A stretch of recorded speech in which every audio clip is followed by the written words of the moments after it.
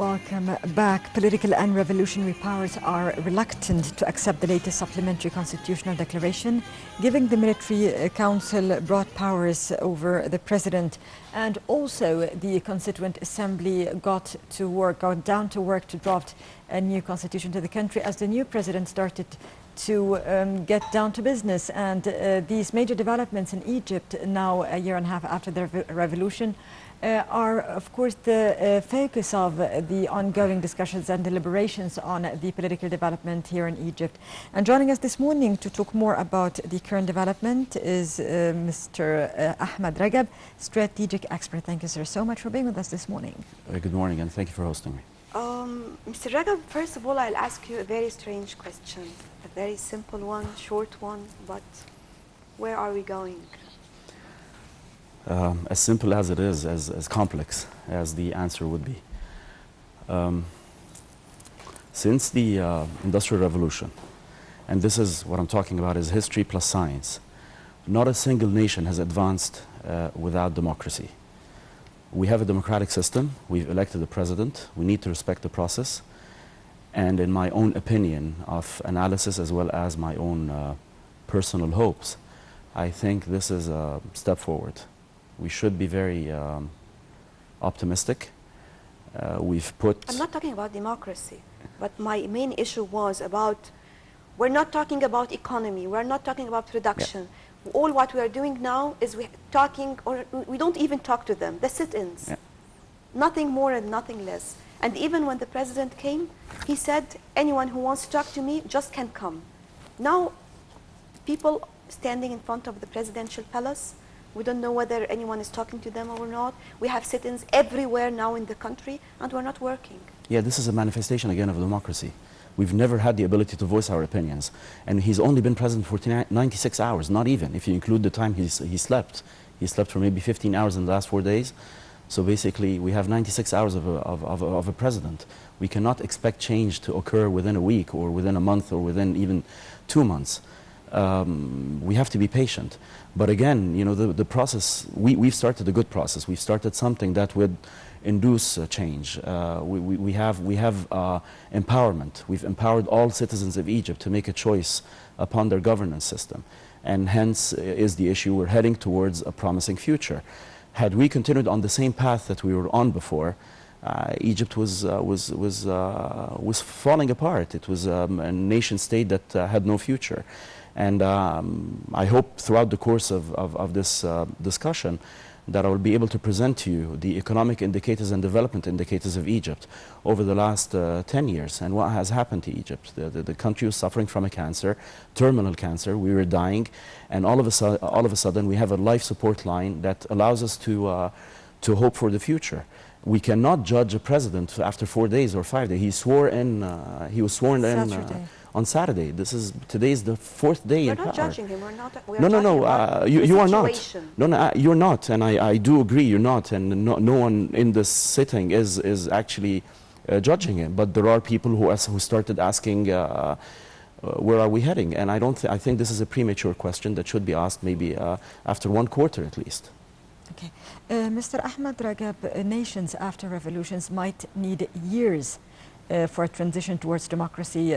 Former USSR countries or satellite cities, now independent countries, some of them took like 15 and 20 years, and they are still living a transition until today.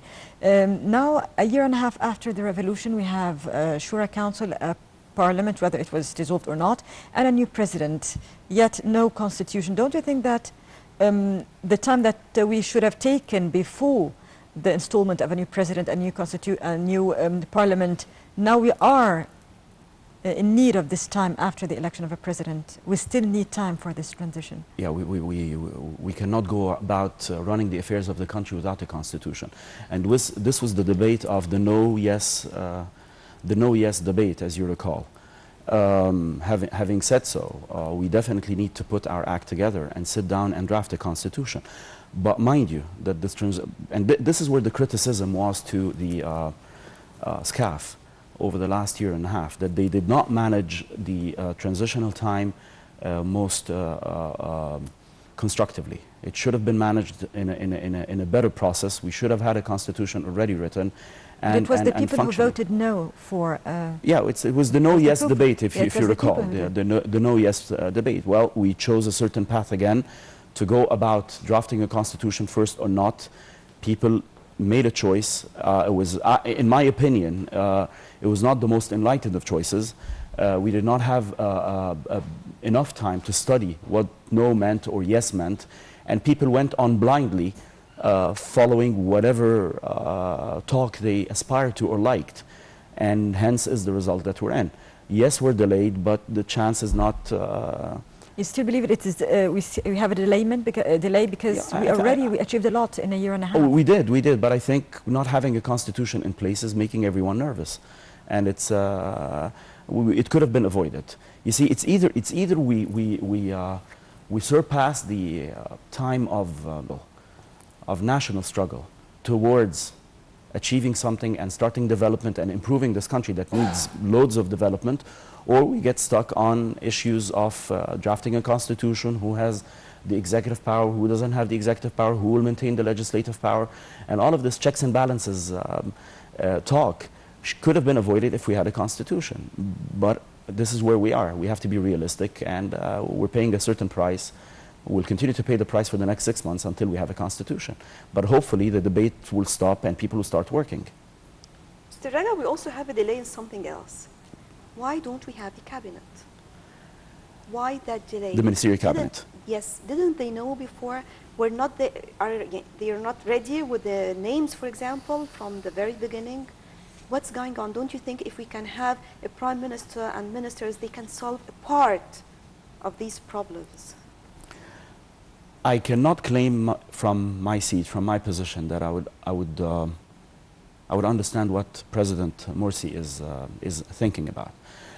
But what I think he's trying to do is to create the maximum coalition government that would be acceptable to all forces in Egypt, to all political forces in Egypt.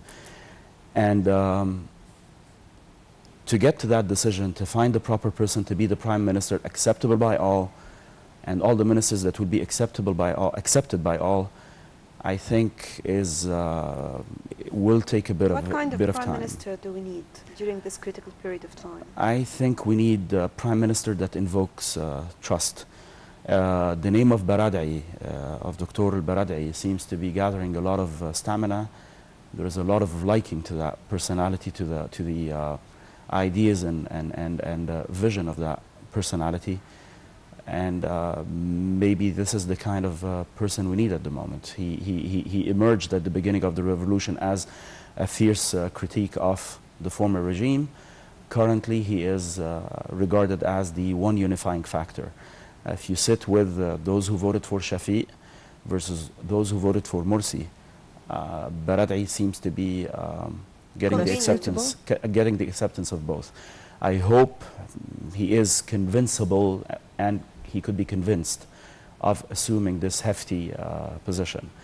I'm very positive that he is very concerned about what he can do. Did they talk to him about it? We have mixed signals. Some say that yes, he was approached. Yesterday there was a piece of news that he was not approached. We don't know where the reality is. But he was there in the ceremony, the inaugural ceremony of President Morsi at Cairo University. He was present. I'm positive that they exchanged words. I'm positive, since his name has been mentioned over and over again in all the media, in all the newspapers, over the net, that he is being considered. Okay. Mr. Ahmed Ragab, what we have been seeing over the past year and a half is only disagreement, conflicts, struggle between the various parties in societies, political and social parties, NGOs, for example. I mean, now as their efforts are underway to form a new government and the president is trying to satisfy all sides, all parties, which is actually an impossible mission that he's facing. Don't you think that he might end up losing all people around him? I mean, he will end up satisfying no one and only incurring more and more conflicts and problems around himself. In management, there is an area dedicated to change management. And this is the period that we're talking about right now.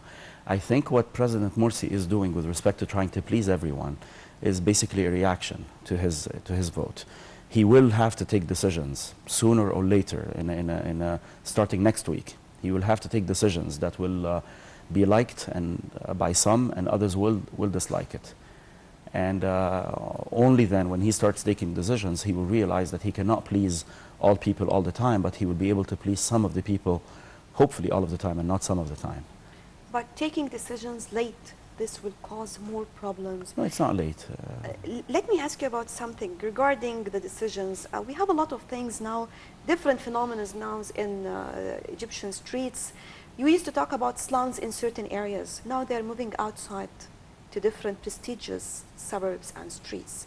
And we cannot apply the law. You can never go to ask a person, why are you standing here and selling, for example, this product, even in front of the presidential palace, for example. And some of the armed forces, they are standing, Ministry of Interior, we have policemen standing, and no one can talk to them, for example. And they're moving on all along the prestigious streets in Egypt.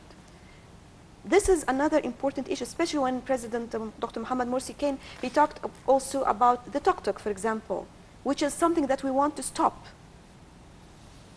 All right, so don't you think this is something very strange and it needs to apply law? Look, this is not strange. Let's talk economics now. 25% of the workforce of Egypt is unemployed. 25%. We're talking about a huge number of workers, of a productive force that stays at home. You're talking about frustration, you're talking about crime, you're talking about drugs. And they live in the same country, and all they need to do is cross the street. And here they are, they're in a prestigious quarter of Egypt or area of Egypt, of Cairo, and they're stunned. They see people that they only see in movies. Now, if we are... Not to that extent. Well, to them. No, we're not talking about palaces, for example. No, it's not palaces. We're talking in front of hotels, in front of embassies or no, something but like this. Let me say something. The average number of cars in a household in Muhandisin or in Do'i or in Zamalek, the number average of cars per household is 3. You're talking about a mother who has a car, a father who has a car, then 2 children, they have 1 or 2 cars. And these people get crammed and jammed in public transportation that is dismal. Now, they cross the street and they see these people. We're not sitting here to question their citizenship. They are as Egyptian as we are. We are as guilty of their existence, of the status that they live in, as much as anybody else. We stood there standing, watching the development of these slums, these areas of impoverishment. We're responsible for this from the very beginning, of course. Then what I mean, talking about law, because also even if we're talking about ourselves, still we have some problems, but this does not give us the space to move on to act against the law. Well, it's the law enforcement. Law enforcement is not in our hands. Law enforcement is within the Ministry of Interior. This is what I'm talking about. The Ministry of Interior allowed this for the past year and a half. Why? Because they entered into the power struggle. They were not a non-partisan party in the show. They took a side and they wanted to preserve the status. They wanted to be part of a system. This is right? This is my question. No, it's not right. Of course it's not right. But if we're concerned about our way of life in the prestigious areas, if we want to call them by this title, we have, along the same lines, 40 million people living in areas in conditions that are not acceptable. And this provokes some people. By the way, I want to clarify something. When I mentioned prestigious, I didn't mean just as you mentioned, I'm talking about palaces. I'm talking about Tahrir Square, I'm talking about the Autostrad Street, I'm talking about different streets. Yeah. Look, I get the frustration, but they are Egyptians. They need to be seen and heard. We cannot disregard them. We cannot continue on going about our affairs of an apartheid economic system that has been going on for years. Egypt has been living for the past 20 years, since 1990, in an apartheid economic system where we are divided by what we own. We're not divided by knowledge, we're not divided by wisdom, we're not divided by values. We're divided by what we own. And this cannot go on. We don't have a middle class anymore. I belong to the middle class somehow. And as a middle class, as an intellectual of the middle class, whatever you want to call me, we're being squashed economically. We cannot sustain an economic system that requires people to earn £5,000 minimum in order to live the bare decency of life, to get the basic needs of life, while others are still making £180 a month. This is unheard of. Mind you, they're still Egyptian. They still have the same blood that we will need if we're going into a surgery and we need a blood transfusion. We cannot go about the system. It's a sin. My heart bleeds when I see such people wandering in the streets of Cairo.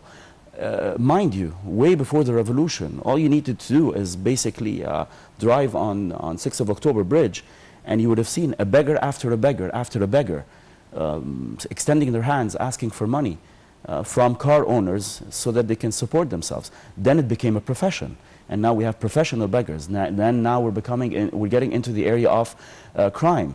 My hope is that we don't get into the area of organized crime. And this is where I draw some question marks to the Ministry of Interior, to the law enforcement agencies of Egypt.